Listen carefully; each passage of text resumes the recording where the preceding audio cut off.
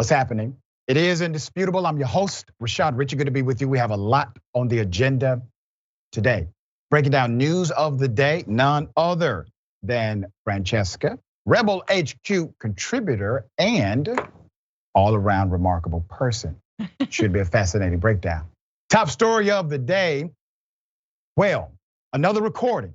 Donald Trump has another recording of him attempting to coerce another government employee in the state of Georgia to do something illegal. Well, that's the narrative. Let me take you to the new information. The Georgia special grand jury, the one that has concluded, they were given the task of investigating whether former President Trump interfered with the 2020 election, has heard a recording of a phone call the former president had with the top state lawmaker, according to a report. Now, the Atlanta Journal-Constitution interviewed 5 of the 23 jury members who revealed that they listened to a recording of a phone conversation between Donald Trump and Georgia House Speaker David Ralston. A detail that was previously not reported or made public. Let's go to a picture of the former speaker. He was actually a decent person. He was a Republican speaker in the state of Georgia, and he passed away not too long ago. He is the reason why a special session was not called. Donald Trump wanted a special session called in Georgia so they could create special laws that would help him. He refused to do so. He's also the reason why the movement to create the city of Buckhead out of the city of Atlanta failed last year. He's the one who stopped it, a reasonable Republican. One of the jurors, said the recording revealed Trump asking Speaker Ralston to convene a special session of the state legislature to overturn President Biden's win in Georgia. Ralston, who died in November, did not call for the special election. And this part is very important. Here's why. Literally, there's a movement happening right now to give states the authority by way of legislative action to overturn the will of the voter or the majority of voters in their state. This is what Donald Trump proclaimed he wanted the legislature to do. One of the jurors, who all declined to be named due to safety and privacy concerns, said the phone call showed that Speaker Ralston was an amazing politician. The juror told the Atlanta Journal-Constitution that the speaker basically cut the president off. He said, and I quote, "I will do everything in my power that I think is appropriate." The audio is the third such recording of Trump and a Trump call to a Georgia official that has been revealed as part of the former president's campaign to pressure them to overturning the 2020 election results in the state. Now, let me remind everyone, 3 times. What's the third one? All right, so you remember the one with Secretary Brad Raffensperger. He's the chief elections officer. That is the conversation that basically went viral. The new conversation you're hearing about is with Speaker Ralston. The other conversation was actually with an employee of Raffensperger, an investigator who was a regular employee. This person had enough sense to also record the former president. Now remember, if we have recordings, that means all 3 people that Donald Trump called to coerce them to do this illegal action decided to record the president of the United States. They knew exactly what his intention was. There's more. Let's put her up, Fani Willis, alongside none other than our very own Sharon Reed. Fani Willis is the Fulton County DA. She's the one that opened the investigation into the 2020 election in early 2021. After it was made public that Trump suggested in a different phone call with Georgia Secretary of State Brad Raffensperger that he needed to find about 11,000 votes so that Trump could win the state. Quote, all I want to do is this, the president said in the phone recording. I just want to find 11,780 votes, which is one more than we have because we won the state. The interview offers another insight into the grand jury's investigation. Just weeks after the jury forewoman hinted the former president and multiple allies could face a variety of charges as a result of the probe, she declined to say who could face charges as she faced criticism for her media blitz last month. Now remember, there's a rule to keep in mind. The Georgia grand jury does not have the authority to indict. The special purpose grand jury has amazing authority, but that's one authority they do not have. They have investigative authority, subpoena authority, but they do not have the authority to indict. They can recommend indictment to the regular grand jury, which is being convened. All right, my dear sister, what are your thoughts here? I mean, how many indictments are coming down, right? We're waiting on the other one from the district attorney of New York. Now you have this one. And of course there's another phone call. It's just incredible, right? It's like everyone is getting the mob boss on tape, but they didn't actually have to work with the FBI. They just taped him anyway because they were like, this dude's gonna get me in trouble. And it is also scary, right? Because while we have all this evidence, doctor, at the same time, the Republican Party is not budging. Right? There is no more admission that what was happening in 2020 was illegal and falsified and dangerous to our democracy than there is now. No one has changed on this. It took an insurrection for maybe one or two Republicans to be like, yeah, that was bad. But other than that, we're just setting ourselves up to do it again. But what we are setting ourselves up for is an insane 2024 primary race among Republicans because he's gonna have multiple indictments hanging over him. Yeah, and some of those indictments may entangle him to a significant degree to where he may not be as available. We shall see. Story develops.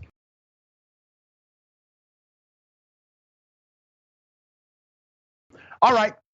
Yep, we knew this was going to happen eventually. South Carolina Republicans have proposed a law that would give women the death penalty if they engage in their right of choice, abortion. Let me give you the updates. Let's put up the picture of the glorious Capitol. All right, updates from the South Carolina Senate. The Republican assault on women's rights is charting a new territory as South Carolina Republican lawmakers are now considering a bill which would make women who get an abortion eligible for the death penalty. Here are some of the details. The bill being considered in South Carolina, dubbed the South Carolina Prenatal Equal Protection Act of 2023, would redefine person under state law to include a fertilized egg, giving it at the point of conception equal protection under the state's homicide laws, including the death penalty. The new definition opens up women to be charged with crimes such as battery, attempted murder, and even homicide. There is no exception for rape or incest. These proposals have been so disturbing that even Republican South Carolina Representative Nancy Mace has been horrified at the prospects. Mace is not only a Republican lawmaker, but one who legislates in South Carolina where the bill is originating. Despite this, she is denouncing her colleagues. Mace instead relates to the pain victim of her party's legislation field through intimate aspects of her womanhood and her humanity, saying, and I quote, "To see this debate go to the dark places, the dark edges, where it has gone on both sides of the aisle, has been deeply disturbing to me as a woman, as a female legislator, as a mom, and as a victim of rape." Mace continued in the following statement with a personal plea to her party to end its tyranny. I was raped as a teenager, she said, at the age of 16. This debate ought to be a bipartisan debate where we balance the rights of women and we balance the right to life. But we aren't having that conversation here in DC. We aren't having that conversation at home. We aren't having that conversation with fellow state lawmakers. Let's put up the map. The egregious bill is following a certain misogynistic trend laid out over our early and recent history. You see, since the infamous Roe v. Wade ruling, Republican-led states have been limiting abortion access and punishing the women seeking healthcare under new law. This is the infographic of the bans thus far.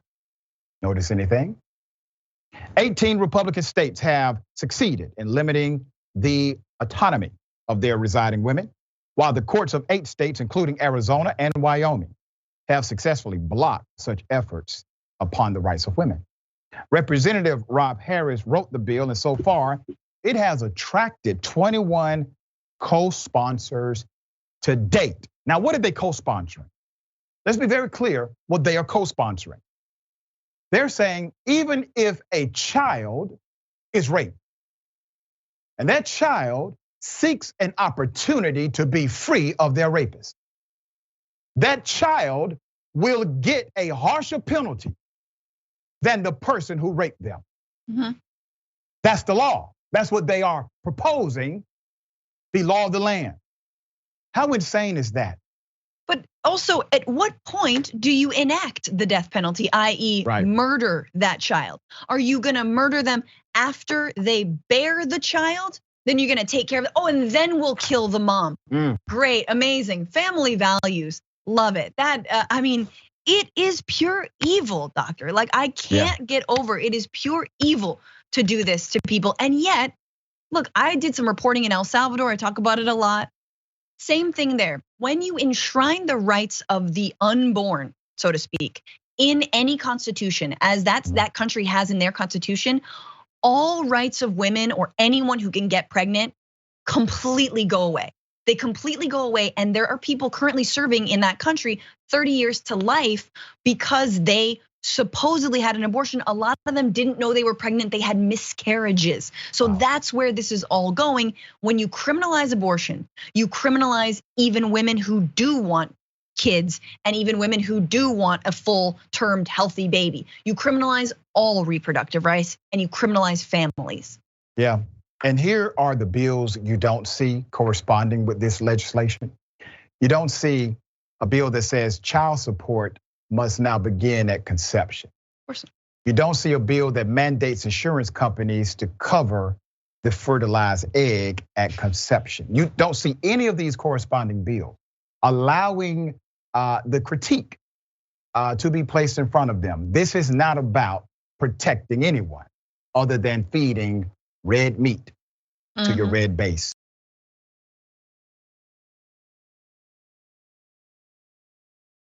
There's a black man who was wrongfully accused of carjacking his own grandmama.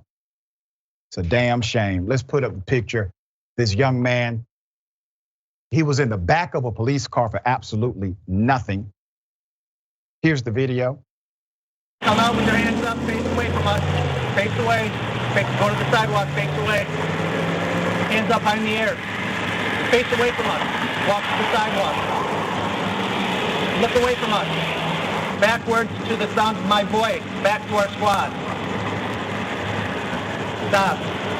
Get down on your knees. On your knees. Put your hands up. Don't move. You understand?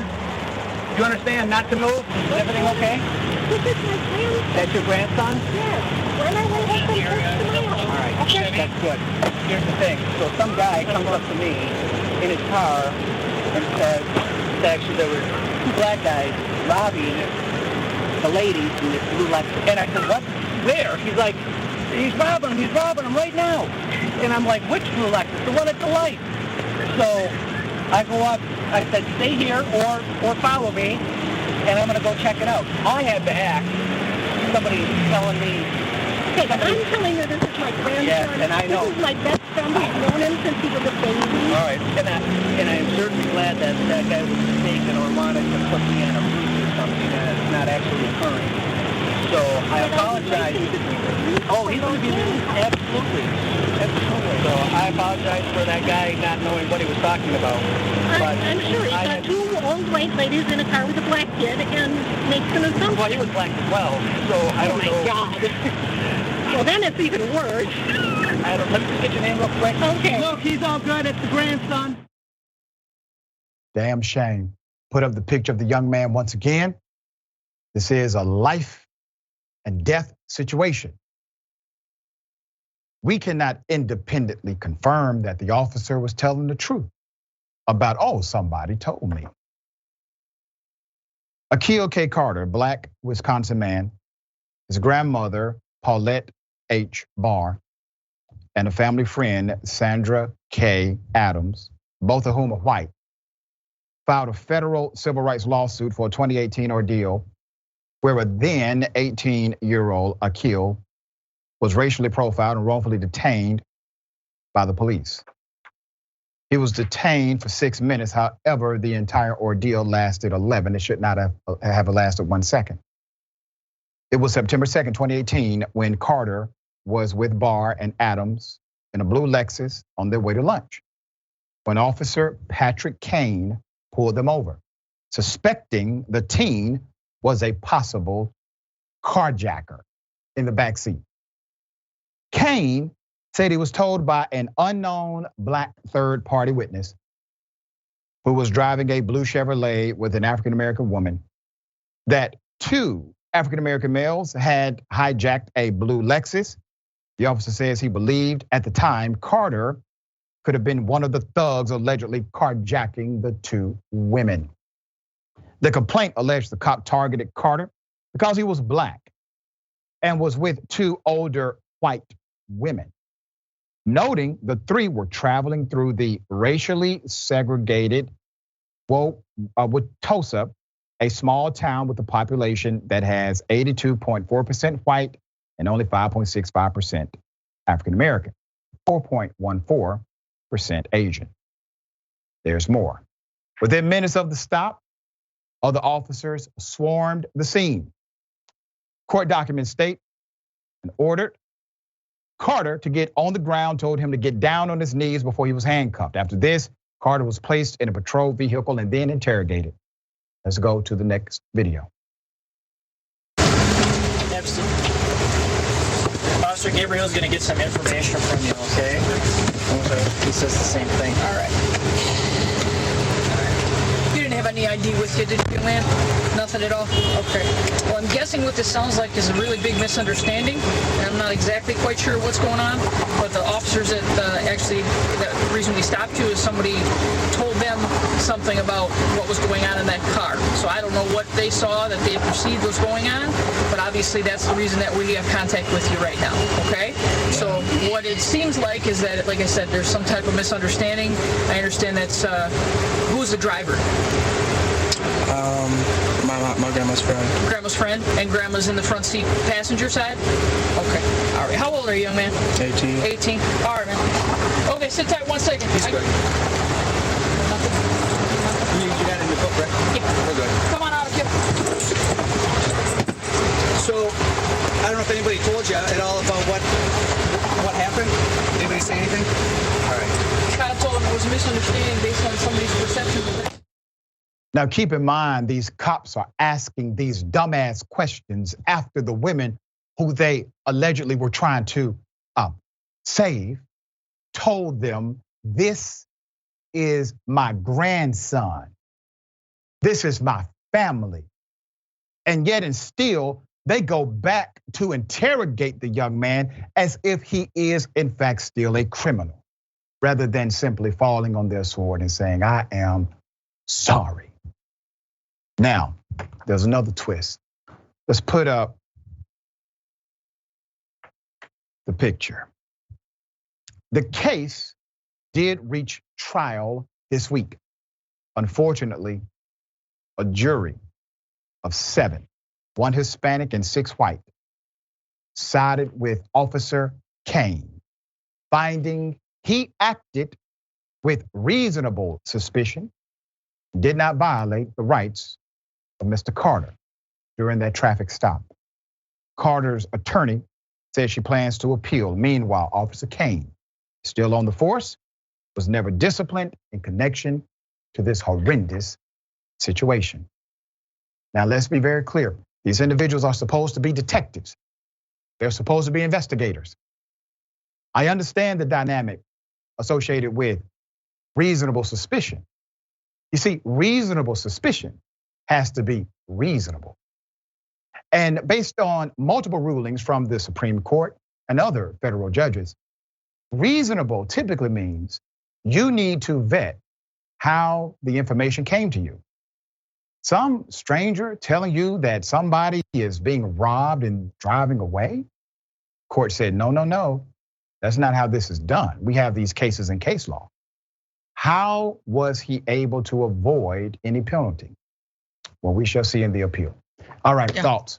No, I'm just so glad that they're actually following up with this and that they're issuing this formal complaint. And I think that in a lot of mixed race families, this happens a lot, sadly. And it also speaks to how we view race and how we view like families that, oh, mixed race families don't exist, or like, people are all, I guess just like love within their race. No, that doesn't happen. We all have most of us have mixed race families.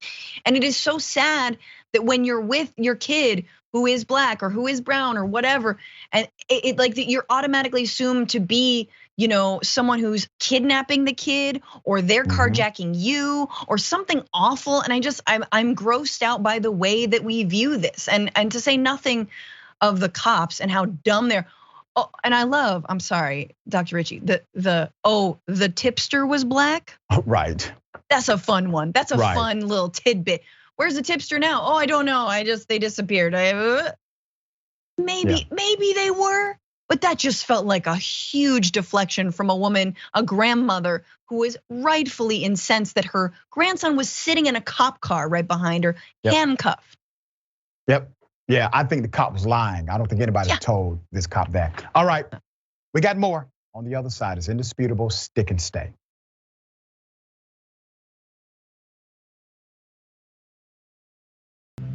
All right, welcome back. We got a lot of show left. Let's get into it. Okay, big deal. All right, very thankful for every single one of you, because this is a victory for you and for you. Over 1 million podcast downloads. Woo! So thankful to be able to announce that. This is huge. That means we're in the top 5% of all podcasts among listeners. Thank you for listening to our show, supporting what we do. Find Indisputable with Dr. Richey on Apple Podcasts or wherever you get your podcast. Make sure you are subscribed to the show so you don't miss an episode. Don't forget to rate us with 5 stars. I appreciate all of the support around the country and beyond. Okay, a lot of comments. We'll read as many as I can. Stop dragging. Trump has more recordings in Atlanta than Outkast. I like That's what great. you did there. That's so good. Yes. Stop Dragging says, black person in Lexus, check, book them. Don't know. Mag says, oh my God. Franny and the doc, my heart just exploded. There you go. Yeah, beautiful. John Wick, when is this Christian love always here about going to start? Exactly, sir. All right, Scott Smith, member for 5 months. Thank you so much. Indisputable level. Queen_G from _GI, member for 3 months, double doser. We appreciate your support. Thank you. All right, got something for you. Ladies and gentlemen, I wish you Karen would. You want to call the police on them for having a barbecue on a Sunday. I feel free! Back off! I'm going to tell them there's an African-American man threatening my life. Hey, there's kids around. You can leave. I don't either. Damn. Woo! Yeah, give it up. Woo! Woo! That's right, Karen. Official Karen. Everybody get the out. Yes, hey. Oh. Oh. I'm sorry. If you don't like it, leave. No, I'm sorry. If you don't like it, leave. If you don't like it, leave. If you don't like it, leave. There's a little girl right in your face, lady. All right, typical Karenicity at play. Everybody else is wrong. She's right. And if they don't like that she's wrong, they can get the hell up out of the building she does not own. Yes, let's put up the picture full mass here. All right, you see that look with the folded arms? Karenicity. Okay, Fran, thoughts here? I mean, what happened before? What happened to her? Like, her sourdough jack was not how she asked for it. She wanted no cheese, which is insane. Like honestly, you can't be mad at a Jack in the Box, guys. That's all I have to say about that. Last time I was in a Jack in the Box, I was 16 and I was high, and I had you get your Oreo shake and you live your life, and it's a good life. I'm just saying, like, I'm gonna keep it real. I don't love fast food, but Jack in the Box is just a little place in my heart. What's wrong with her? And I love how this is what I like about Karen moments, Doc. The only thing I like about Karen moments is that it brings everyone else together against the Karenicity. And it sort of bonds you, and you're like, hey, you're not crazy and mad and weirdly racist. Hey, neither are you. And it kind of like people join together in that Jack in the Box, right? You made a statement just now that reminded me of something one of my classmates said in law school. This was about 2 months ago. He said, Doc, you and I disagree on everything, but we are both anti-Karens. And I said, look at us bringing the world together. All right. But the Karenicity is so much more, because Karenicity is a lot of things. Karenicity is basically, you could do a whole class on Karenicity, breaking it down. And then of course, DeSantis would come after you for violating whatever. Right. So I'm curious about your friend. I feel like you could bring him on board. Yeah, there you go. All right, double dose. You want to call the police on them for having a barbecue on a Sunday. I feel free! Back off! I'm going to tell the African-American man threatening my life. That same right. Do it. Bye, Karen. Bye. Bye. Bye. Go to hell. Bye. You know what? In America, we speak English. So? We don't have to listen. Who say that? Who say that? Who say that? Or Spanish. ¿Quién lo dijo? That's fine. Can you speak Spanish? I'm just going to tell you what, senor. Go fish. When the authorities come to shut your Okay, Karen, bye. Karen, bye. You want to talk to the manager? You don't want to. You know what? Mr. Trump will say, thank you. Thank you. Oh my God. Pescaste. Us Republicans. Oh my God. Love Mr. Donald Trump. Are you drunk? Don't want to hear this crap. And we don't want to hear you. All to do is fish. All we want to do is fish. Go and fish. We can't, because all we hear is your goddamn music. Do you fish with your hands? Shut. You know how to use them? Christ. Or I have to teach you? I have to teach you? Oh, God. No, we don't fish with our hands. Americans fish with poles, and they don't have to hear this goddamn music while they're fishing. Time's up. We want silence. There's more. You know what? Senor. That's the only word you can say in Spanish. You know what? Karen. Okay. Tacos and a margarita. Margarita. Oh, wow. You know what? People fishing don't. Yeah, you take margarita. I do, bitch. I do. Whatever the hell you want, but leave us alone. We don't want to hear. We don't want to hear this crap. With us. This is crap. This isn't American music. Hi, Karen. Go. Because you know what? This is the United States of I love your speech. America and a United States of America. Such a way. English, not this crap that all these people are fishing to listen to your goddamn. So when I call them, yeah, your husband is coming. And when they come down, you'll know who sent them. Your husband gonna get his ass kicked is what's gonna happen. You need to sit down somewhere, Karen, getting people in trouble. All right, put up the picture full mask. Yep, there it is.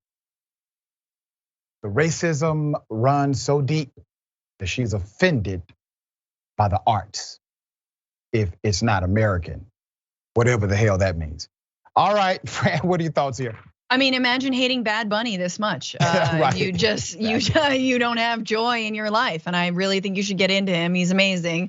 First of all, there is pure gin in whatever that big gulp is. It's a little bit of 7-Up and then Mama's Mean Juice. That's all it is. Like, I just look, Dr. Richey, this is what Trumpism has unearthed. He blew the conch shell for every sad, lonely, mad white person, specifically white ladies, to come out of the woodwork and to just harass people of color. And you see her there going like, when Trump comes back, we'll never have to listen to salsa again. Just like, it's so sad. And it's sad and also dangerous, right? Mm-hmm. I'm remembering Jordan Davis, who was a young boy murdered in his car by a white man, son of Lucy McBath, right?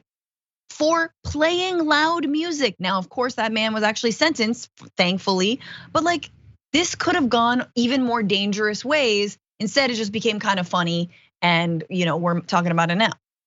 There it is. All right, we got more on the other side. Indisputable stick and stay.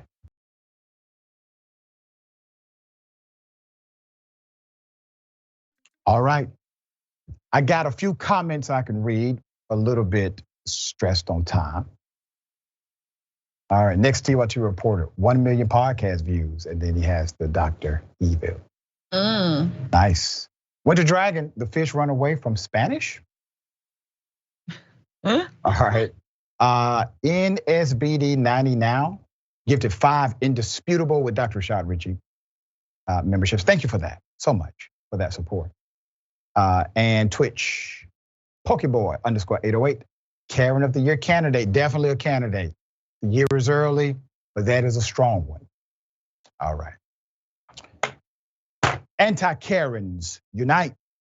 You're screaming at employees in Walmart. Get out of here. Not racist. Yes, it is. No, it's not. The United States doesn't have an official language, jackass.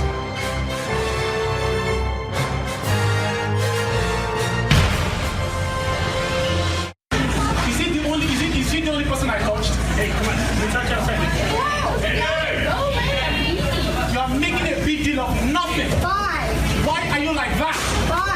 Why are you like that? I'll tell you why. You are racist. That's why. Yes, that's the reason why. Okay, all right. You're making a big deal of nothing. I got other people. Nobody said anything. Only you. Why? Because I don't want you touching my daughter. You are racist. That's the reason. Whatever. Idiots. Make a big deal of nothing. Why are you like that? Tell me why. I'll tell you the answer. The reason why you're like that is because you're racist. You hate blacks. That's the reason. Make a big deal of nothing. Idiot. Damn. Let's put up the picture full mask. Now, I must say up front, I have no idea what this argument was about, but I believe him. I have no idea what happened prior to him saying that she's racist, but I believe he's an anti-Karen. And sometimes you won't have all of the footage, you just have to go off your gut instinct. My gut instinct tells me he was well within his right to say exactly what he said, given how he said it. All right, this is my anti-Karen today. Complete, just dressed down. And the reason I think you're right is because you don't hear a lot of protesting from either her or anyone else at the In-N-Out. Again, a holy place, actually a little too holy. They're really biblical and it's weird, but you can hear in his, he's just, this is over nothing. And I'm like, oh, yes. And like, he also seems like he's an immigrant, right? He speaks with an accent, which I kind of love even harder. Because he is approaching this from like, he's like, I've seen about this. I've seen you racist white Americans. I would not put up with this in my country, and I'm not putting up with this here. I don't know how y'all do it, but you need to be called out. And like, I don't know, his accent gave it even more gravitas. I loved it. Yeah, it was flawless. All right, we have an exclusive update of something we started covering a few months ago. Let's put up the picture, full mass of the individual who was accused of stealing a wallet, alleged wallet theft. Galvin Dudley, a janitor, a former custodian at West Junior High School in Pennsylvania, was fired after he was accused of stealing a wallet. You may remember this. He complained that during the investigation, a white colleague called him the N-word. When Mr. Dudley told her he had just recorded her racist outburst, his colleagues said he violated the law by recording her. Here, police come to his door at 2 a.m. saying they received 911 calls from Mr. Dudley. Here it is.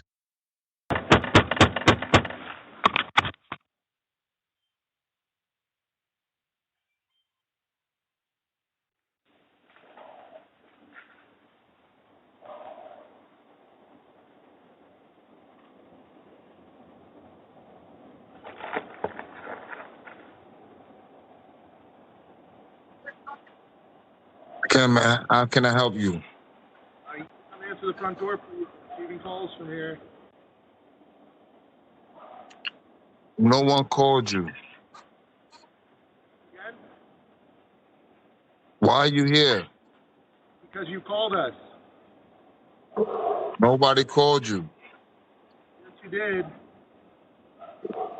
Nobody called you, sir. Well, I confirm with you, so please come down to the front door. I'm asking you why you here. I already told you because someone called us here. Nobody called you, sir. Well, come to the front door. They forced their way into the home. They did arrest Mr. Dudley, saying he made a load of 911 calls. Nothing to indicate that. Here it is.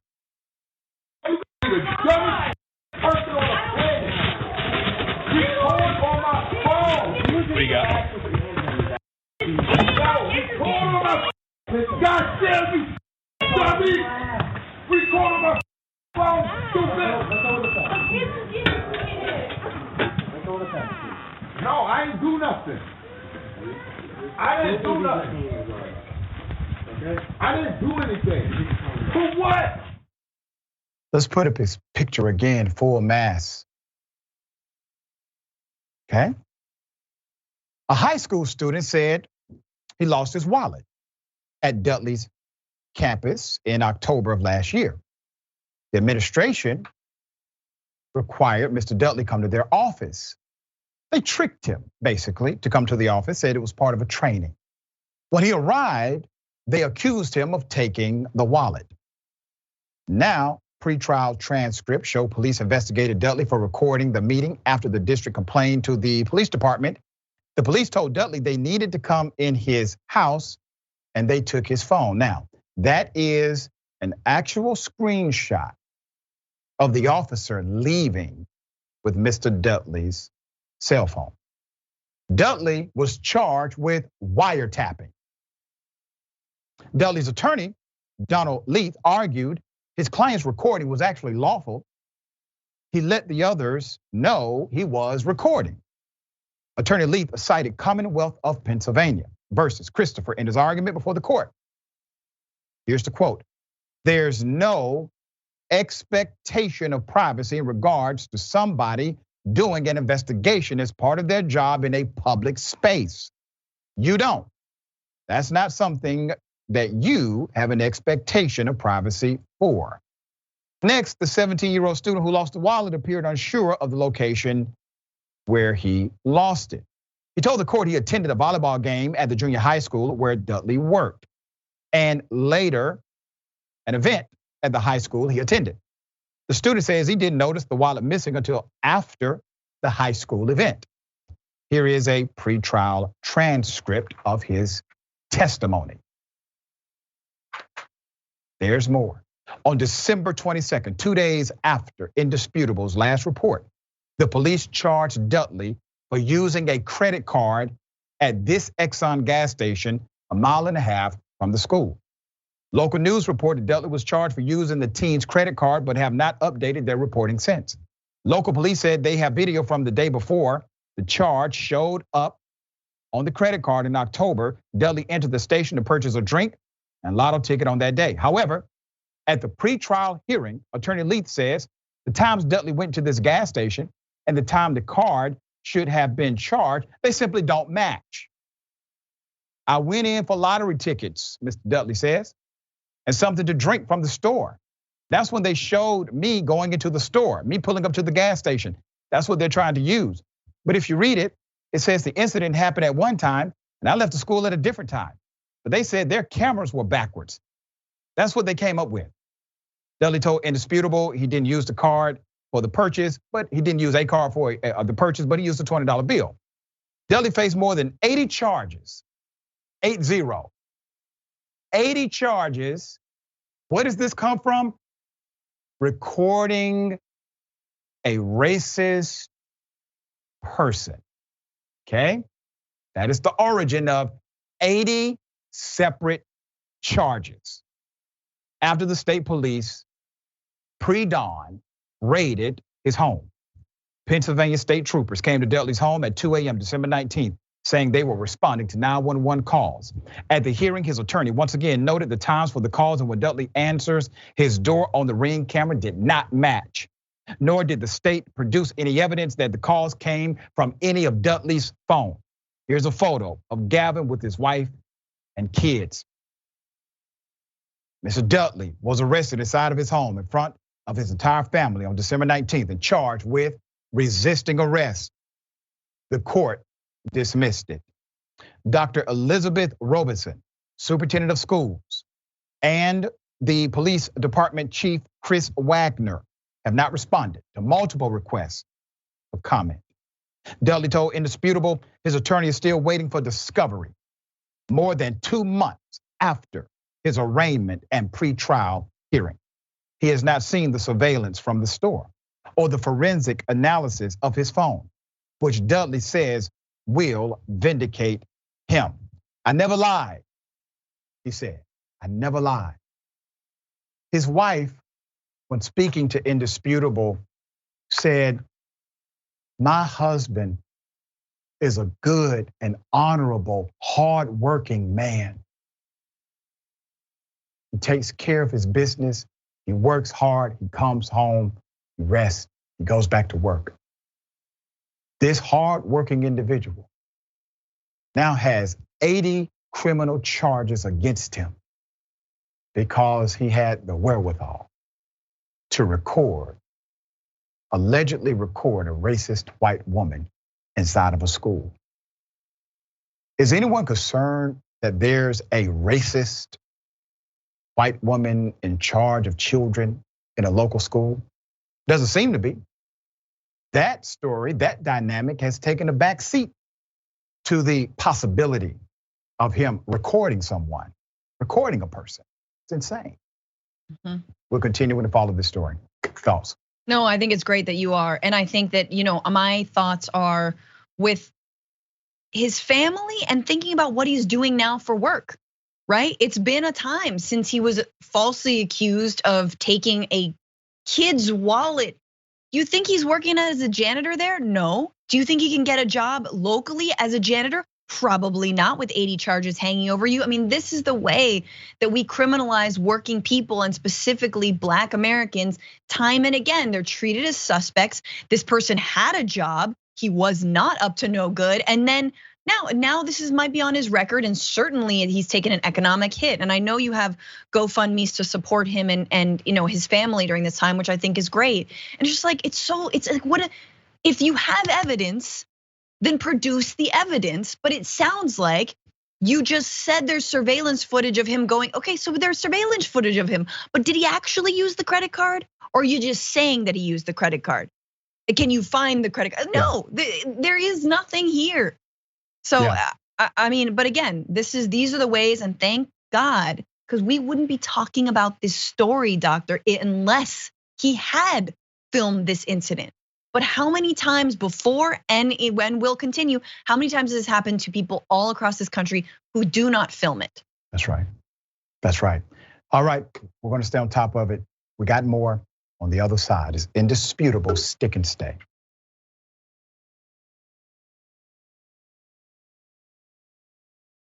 All right, welcome back. A lot of show left. Let me read some of these comments. Okay, Robin's Egg, a cackle of Karens released the Karkin. I see what you did there. I like that. That can roll. All right, anti-Karen. See Prince Reborn Dragon. I absolutely love that the doctor said sometimes you gotta go on faith. But I agree. Nobody in the store was scared of that angry black man. They knew he had a point, damn it. That's why. All right, there's a mystery, a total mystery, but there may be a clue. A man, black man, dismembered body was found. Initially, they said, well, this must be the doing of an animal. Put up the picture full mass. You see, the family of this 25-year-old deceased black male, his name was Rasheem Carter. This was in Mississippi. That family decided to push the issue. A Mississippi black man who was found dead 1 month after going to local authorities, wanting help from the federal government. They want help from the federal government to investigate his death. Carter's decapitated body was found in a place called Taylorsville, Mississippi. He reportedly went to the police department on October 1st, 2022, asking for help, expressing he had been chased by a group of white men in trucks. This all before he texted his mother, Tiffany Carter, that, and I quote, 3 truckloads of white guys were trying to kill him and shouting racial slurs. So then, she then told him, go to the police, right? Dutiful young man. Now the new sheriff of Taylorsville Police Department says he hasn't ruled out the possibility of murder after initially saying there was no reason to suspect foul play at all. He has now changed his tune. Attorney for the family, Ben Crump, calls this a modern day lynching, saying because they failed to act. What we have is a Mississippi lynching, said Crump. A Mississippi lynching in 2022. America, you cannot turn your head away. We need the highest levels of law enforcement to administer justice for Rasheem Carter as if he was your child. Crump continued, this is not a natural death. This represents a young man who was killed, said Crump. His head was severed from his body. His vertebrae, his spinal cord was in another spot they discovered away from his severed head. They have recently found remains that they believe are also Rasheem Carter at another part of where he went missing. What that tells us is that this was a nefarious act, an evil act. Someone murdered Rasheem Carter. And we cannot let them get away with this. Trump also added that the family was giving Carter's head and spinal column in a box from the state crime lab. And remember, the authorities said no foul play initially. Some of the last text messages, very sad. Here it is. This was sent to his mother. It read, me and the owner of this company not seeing eye to eye, mama. One text message read, if anything happened to me, he's responsible for it. I'm too smart for it, mama. He got these guys wanting to kill me. And that's what he sent to me. Tiffany Carter added that her son's car was not operable and he had been riding to work with a coworker until they got into an argument on October 2nd and her son was forced to walk. A family friend named Aisha Green agreed to drive to Taylorsville to pick up Mr. Carter, bring him to his hometown of Fayette, Mississippi. But he was not at the gas station where they were supposed to meet. Tiffany Carter reported him missing a few days later at both the Taylorsville Police Department and the Laurel Police Department. Smith County Sheriff, let's put him up, Joel Houston. Okay. The Mississippi Bureau of Investigation declined to comment on the open investigation and referred inquiries to the Smith County Sheriff's Office. Smith County Sheriff Joel Houston told NBC News that his office was awaiting potential warrants to determine whether any devices pinged near the area where Carter's remains were found at the same time he went missing. Houston also said Carter's co-workers, including the ones whose name he gave his mother, have been ruled out as suspects after the authorities were able to confirm that when Carter was last seen alive, their phones were almost 100 miles away from Taylorsville at another job site. Houston says they confirmed their whereabouts through phone records and GPS. Let's put the sheriff back up again, okay? Now, Sheriff, listen here. Now, obviously, I'm no police, and I don't want to be. But you do realize they could have just left the phones at the house. You do realize that. I'm just saying, potentially. Also, perhaps, somebody else did it and there was a connection here. My point to you is this, Sheriff. You don't rule out somebody conclusively, publicly, just because a cell phone may have pinged in another location. All right, there's more. This is such a twist and turn story. Initially, the authorities came out immediately and basically said, no foul play, this is the doings of an animal, okay? Now, Ben Crump, he has seen more death than the average human being on this planet. You know, all of those families he represents, he has to see the bodies that are dead. Many times, he's the person who would transport the body, have the body transported to a real examiner for an autopsy. And he looks at those bodies too. So if anybody knows when there's foul play or not, believe me, through his experience, he definitely has expertise. It's unfortunate, but it's real. Fran, what are your thoughts here? When I saw this story, I mean, it sent chills down my spine, and it made me so disgusted with the fact that this is the year 2023 and not the year 1850. Like, how long are Black Southerners gonna be terrorized by white people? And I know I'm jumping to conclusions, but I'm gonna believe this kid when he says that he fears for his life, and that when that truckloads of white men followed him and scared him and harassed him, he's gonna know. And again, in this country, man, why don't we take threats seriously? Right. Like why? Whenever the mass shooter, they're like, oh yeah, that person did have a manifesto, in fact, the FBI was following that person. You know, he did the right thing. He talked about it, he texted about it, he went to the police. And yes, suddenly you're gonna, their phones weren't with them. We know that if you're actually a cold-blooded murderer, you're gonna leave your phone at home. You know it's gonna be traced to you. There's more to this story. A wild animal does not decapitate a person, okay? And it's disgusting and chilling. And yet here we are arguing that racism doesn't exist anymore, and we should stop learning about our history. Yep, there you go.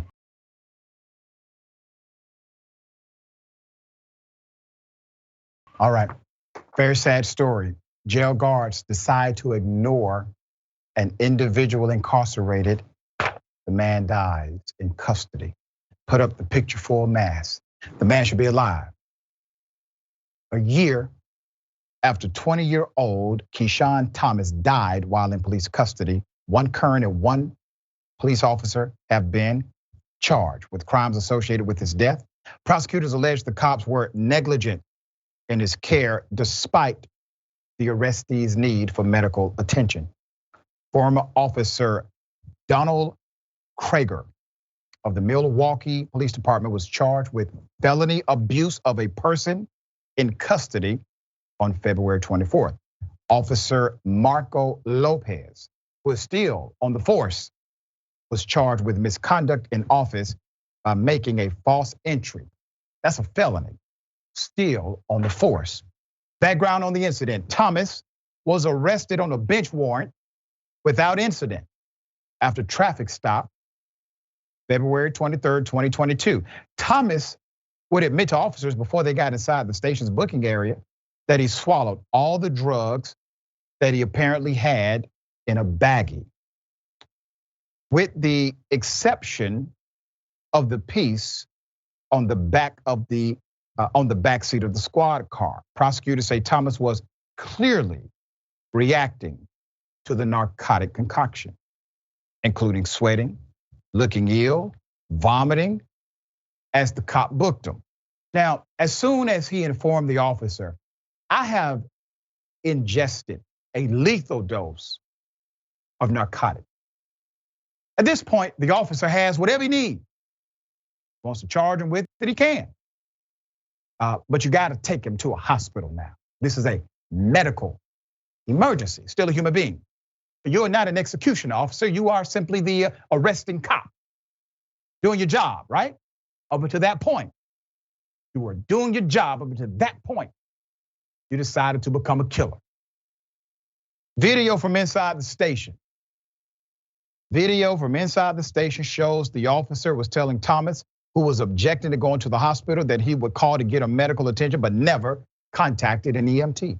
Thomas was placed in a holding cell sometime around 3 a.m. and remained there until the cop was relieved of his post hours later. Lopez took over the booking duty, but also chose to not call an ambulance or even check on Mr. Thomas, prosecutors say.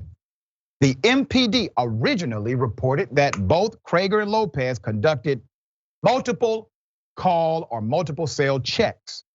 However, investigators concluded that Lopez missed 10 checks between 9:15 a.m.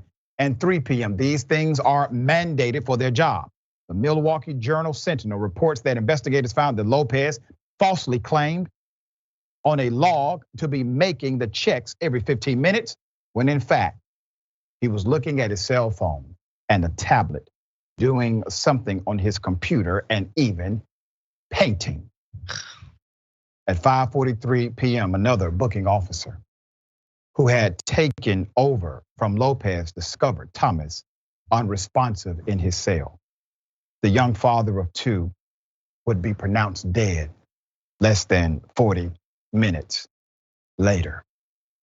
The Milwaukee Alliance Against Racism, or Racist and Political Repression, said it is not enough to just indict Krager and Lopez. In a statement, the organization expressed, and I quote, "While we recognize these charges as progress, there were a total of 13 other officers on duty who were responsible also for Thomas at the time of his death." They also argued the MPD has not been transparent throughout the investigation and has been harassing the family over the last year. This is going to be costly. This is going to be costly to the taxpayers of that community, to the trust equity that good cops are trying to build with members of the community. And it is obviously costly to the family who now have one less family member because of the actions of a police officer that were criminally negligent against another human being. These things are not separated, these things are connected. It is a bias underneath all of it. Fran, thoughts here? I mean, we've seen it time and time again, right? I'm thinking of Sandra Bland. I'm thinking of Freddie Gray. I'm thinking of everyone who needed help, who was treated like they were less than human in the custody of police. The one job you should have is actually keeping your suspect, if they're a suspect and you believe in the rule of law, you should keep them safe and alive until they can be brought to justice if that's what is necessary, right? Not actually leave them to die like this, right? And this happens all of the time. And again, the layers of racism involved, because it's like, a black man has a different body. He can ingest lethal levels of narcotics and be fine. It's like that literally is the racist underpinning that leads to deaths like this. It's people treating Black Americans like they are like somehow both less than human, but also superhuman. And it's really messed up. And yeah, he should be alive today. It's awful. Yeah. All right. We got more on the other side. It's indisputable. Stick and stay.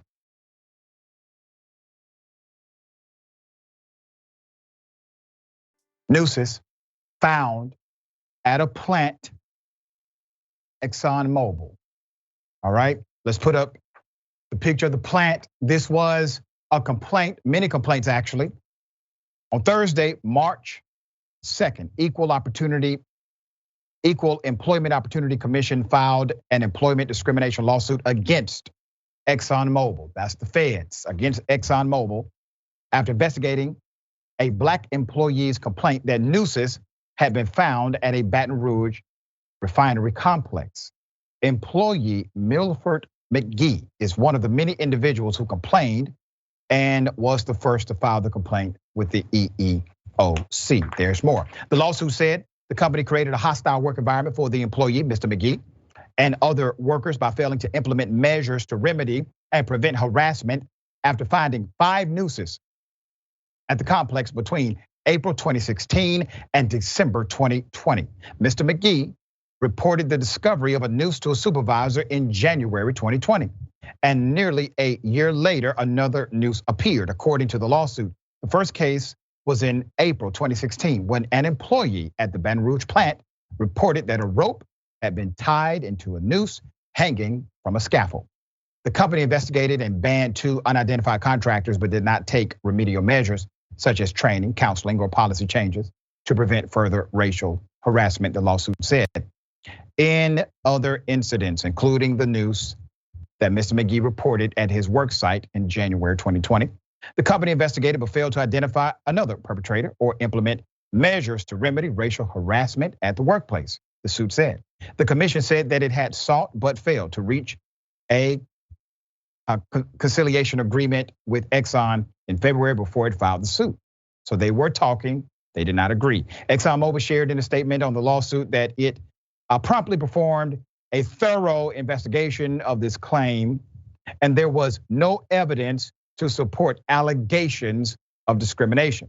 We disagree with the EEOC's findings and allegations. First of all, if the EEOC says you engaged in discrimination, please understand their bar is pretty high. And it has to be systemic, meaning it's a pattern in addition to that. Nooses are traditional symbols of fear and hate, oppression and violence. The NAACP believes displaying a hangman's noose should be considered a hate crime by itself, and I agree. Fran, thoughts here? I mean, it's interesting, right? These, ExxonMobil is one of those corporations that prides itself on trying to, for the right wing term, be woke. They're like, oh, we're transitioning off of oil and gas, and this is probably, a corporation that, has like a diversity panel and has like, discussions with its staff, or does the thing for like the shiny PR, February Black History Month, like all that kind of corporate BS that truly is corporate BS.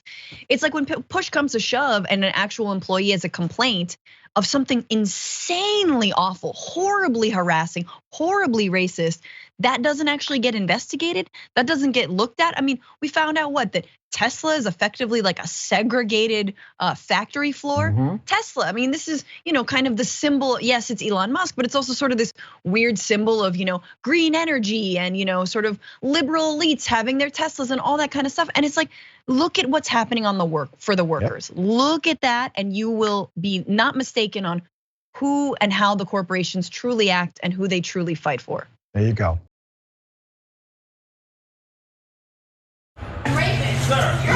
Yo, it's. I got this on video, bro. You good, bro? Ever touch me again. I got this on video, bro. You good? Ma'am, please get in the car, ma'am. Don't ever touch me again. Sir.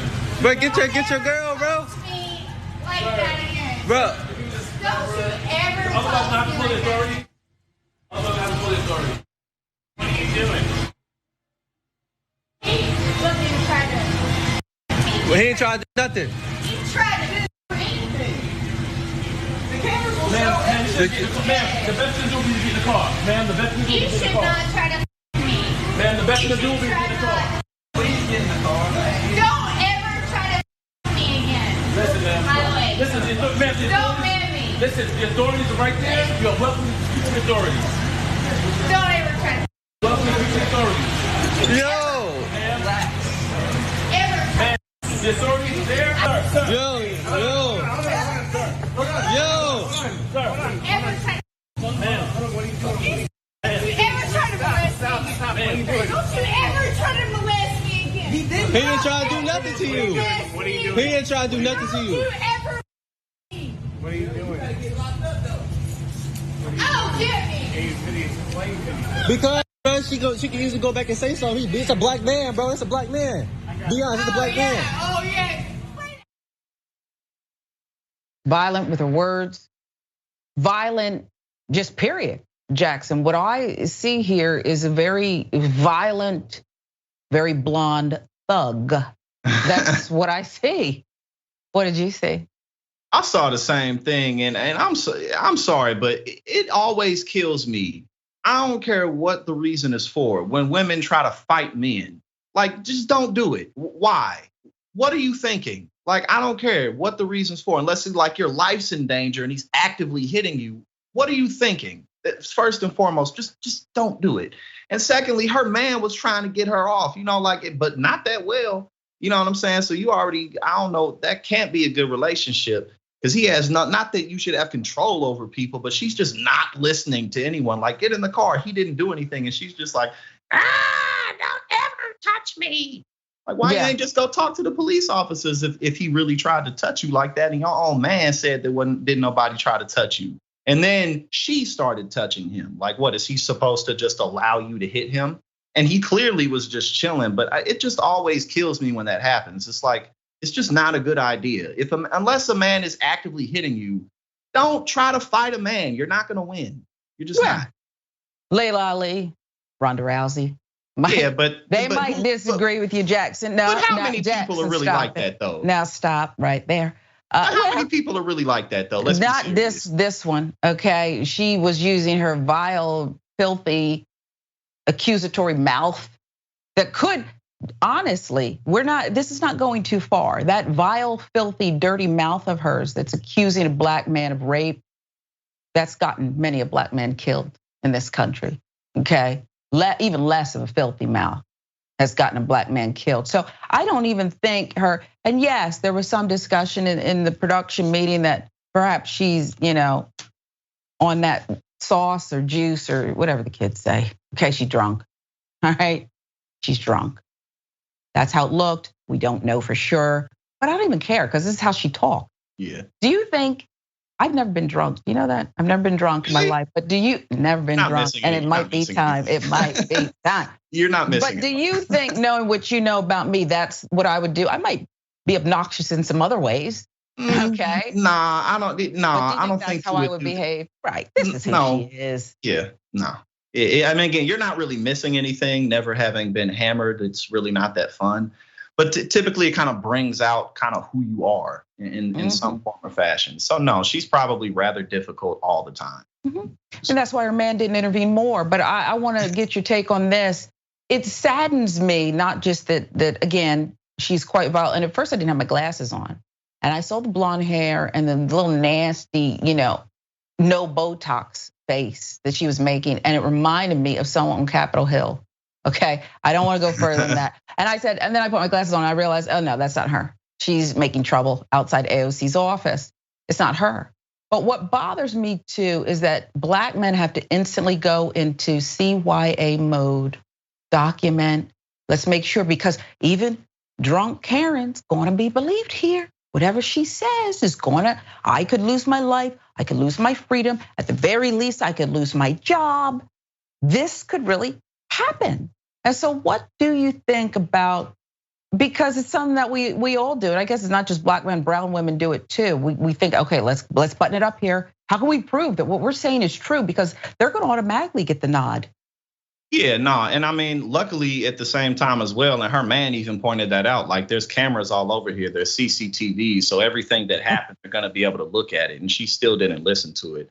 Yeah. I thought that they handled it very well at the end of the day, because he could have been rowdy, he could have been yelling at her, calling her names just for her being annoying, and he didn't do that. So, and two, no one believed her. And if your own man isn't backing you up, then you're probably tripping. You know what I'm saying? I felt like he was pointing out the cameras because for a long time he's been trying to get her out of the house, arrested, something. I was like, "Can you turn this in? Hello." You know, they trying to strengthen the relationship. They haven't been out in a while. You know what I'm saying? But maybe it's time to split up. I bet she's a trip at home, yo. Okay, she's a trip.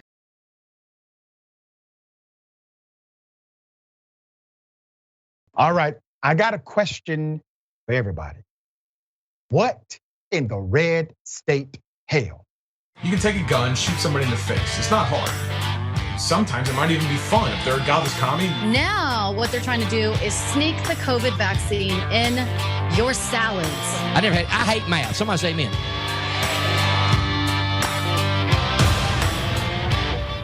Well, and I get very aggravated because I notice the folks who push CRT do not seem to take the time to teach about Frederick Douglass, who was a great Black founding father. They have erased the work of early Black people in this country. Frederick Douglass, Harriet Tubman, many of these things, we're not taught about them and their full capacity. Right. So what we need to do is we need to get rid of this CRT nonsense and start teaching more about what Harriet Tubman, Frederick Douglass, John Brown, the person who stole a Confederate ship, W.E.B. Du Bois, Marcus Garvey, Malcolm X, Martin Luther King, Farrakhan.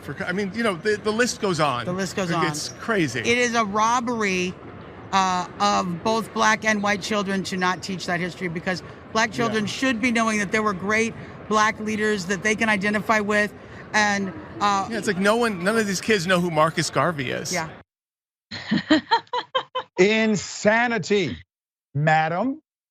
Every person you agreed with should be taught believes in critical race theory, because they believed that inequity was deeper than just an individual racist person. They believed it was systemic. All of them did, every single one of them. Once again, critical race theory, or CRT, is what? It is an academic legal framework that denotes that systematic or systemic racism is part of American society. From education and housing to employment and healthcare, critical race theory recognizes that racism is more than the result of individual bias and individual prejudice. It is embedded in laws, policies, institutions that uphold and reproduce racial inequalities. According to CRT, societal issues like Black Americans, higher mortality rate, outsized exposure to police violence, the school to prison pipeline, denial of affordable housing, and the rates of the death of Black women in childbirth are not unrelated anomaly. Very simple. Fran thought. It's brilliant. I mean, yeah, she's never gonna get what CRT actually means, but the idea, bless her stupid heart, we should have Black leader. They should understand the Black leaders. Oh, lady, please. And it just reminds me of the Donald Trump phrase, I won with well-educated, I won with poorly educated, I love the poorly educated. Right. Classic line, and there you have it. There it is. Always a pleasure. Tell people how they can follow you, check out your great work. Oh my gosh, please listen to the Bituation Room podcast. Get it as many listens as Indisputable, or nearly as many listens as Indisputable. Absolutely. You can get that wherever you get your podcast, and follow me at Franny Fio. Thank you so much, Doctor. Always a pleasure, my sister. All right. Remember, take care of yourself, take care of each other, take care of the planet. Remember, the truth is always indisputable.